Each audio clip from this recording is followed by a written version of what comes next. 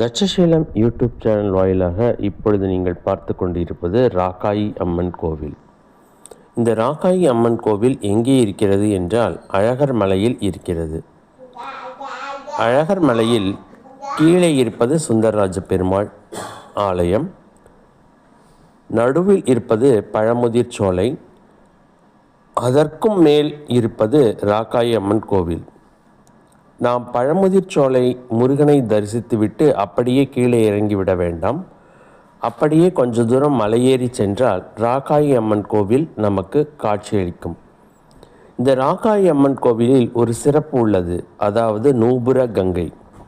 இந்த நூபுர கங்கை என்றால் சிலம்பு ஆறு என்று பொருள். இந்த சிலம்பு ஆறு உற்பத்தியாகும் ஸ்தலம் ராக்காயி அம்மன் கோவில். அங்கே தீர்த்தமாகவும் நூபுர கங்கை விளங்குகிறது.